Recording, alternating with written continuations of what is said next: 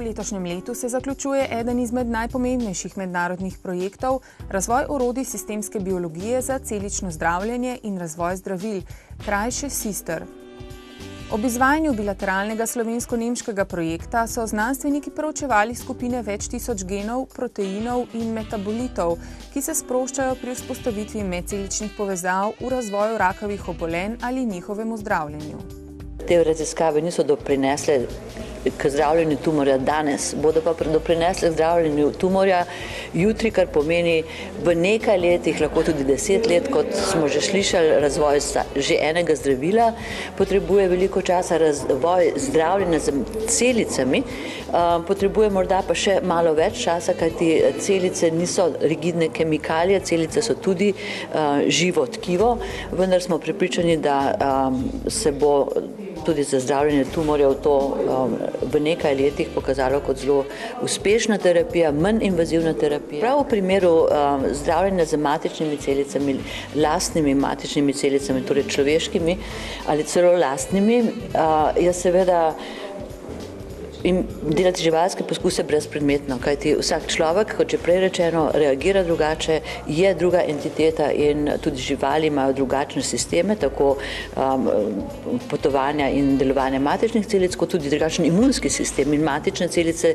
ki jih mi uporabljamo, mezenhinske, so imunomodulatorji, to je definitivno res, tako da vsak poskus na živalih je nekaj drugega, na človeku pa nekaj popolnoma drugega. No, celična terapija pa, kot je bilo tudi tukaj rečeno, presajanje kostnega možga je vrsta celična terapija, ne nazadnje transfuzija krvi je celična terapija, seveda zelo nejasna, tam daš noter vse vrste celic, pač presadiš tkivo, mi delamo v tem, da bomo izolirali te celice, da jih bomo karakterizirali in da bomo točno vedeli, kaj ustavljamo v tisti tumor, ki ga želimo pozdraviti.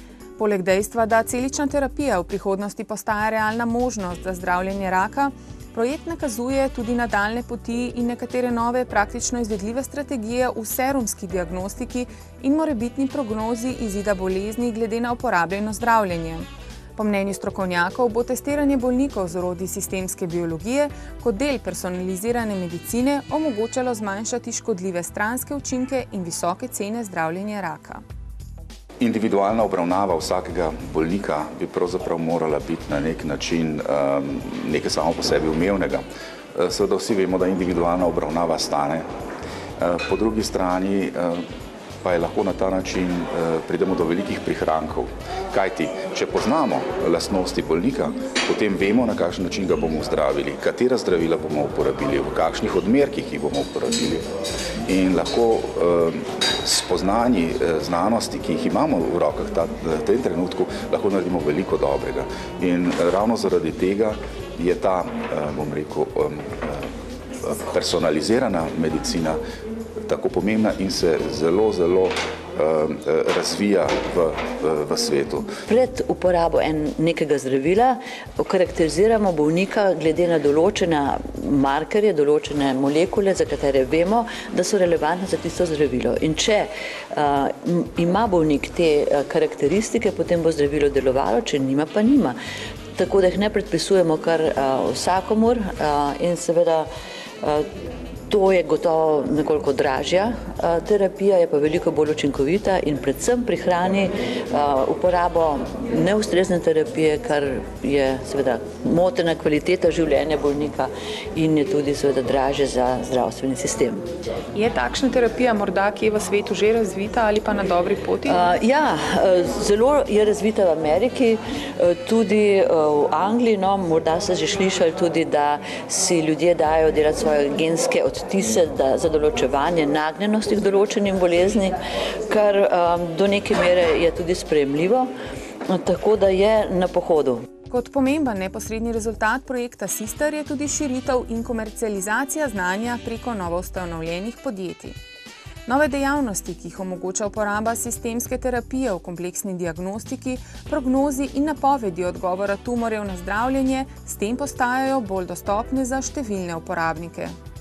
Naši produkti, ki jih zdaj tržimo, so konkretno delavnice izobraževanja iz področja molekularne biologije, hkrati pa izvajamo tudi za naše stranke storitve prav tako iz molekularne biologije, se pravi od postavitve laboratorija, do dizajniranja eksperimenta, do samega izvajanja eksperimenta in obdelave podatkov. Se pravi, ali samo posamezne elemente, ki recimo naše stranke niso specialisti, ali pa celo, da prevzamemo celoten projekt. Projekt Cistar je v času 5-letnega trajanja družil številne raziskovalne in klinične skupine v Nemčiji in Sloveniji. Njegova vrednost znaša 5,6 milijona evrov, od katerih je Slovenija prispevala 1,6 milijona, Nemčija pa 4 milijone evrov. Odmevnost projekta beleži tudi številne objave v publikacijah mednarodne strokovne javnosti. Poleg tega je v okviru projekta nastala tudi dragocena podatkovna baza. Ta baza lahko to pomeni, da namesto, če hočeš priti do neke diagnoze ali pa do neke rešitve, rabiš izmeriti 100 000 parametrov. Če pa imaš uspešen algoritem, ki je seveda mora biti potrjen v praksi, potem pa lahko meriš samo nekaj ključnih in prideš do enakega rezultata. To pomeni, da ima lahko veliko napovedno vrednost. Ob zaključku projekta so si strokovnjaki enotni, da razvoj novih orodij sistemske biologije in bioinformatike omogoča nove pristope zdravljenja raka. Zato je spodbujanje takšnih in podobnih projektov v Sloveniji izrednega pomena. Slovenija ima dve možnosti, ali bo te raziskave na področju celičnih terapij podpirala ali bo pa dokončno uničila, ker trenutno se bolj nagiba cel razvoj v to drugo možnost. Če bojo institucije, ki bi se s tem morali aktivno ukvarjati v svojem razvojnem programu, vodili ljudje, ki ne podpirajo raziskav in ki ne vedo, da brez raziskav ni edukacije in da brez edukacije ni rutine in da mora tudi zdravstvo nujno vlagati v razvoj. Če bojo te ljudje to vodili, potem se v Sloveniji slabo piše. Vkolikor bo pa prišlo do odprtja, liberalizacije in spodbujanja teh raziskav, bomo pa morda uspeli korakati v štit z razvitimi državami v Evropi. Moram pa reči, da trenutno že zaostajamo. Vse evropske države imajo razvite odprte centre za raziskave celičnih terapij, matičnih celic in podobno. Tega nam pa v Sloveniji ni uspelo narediti.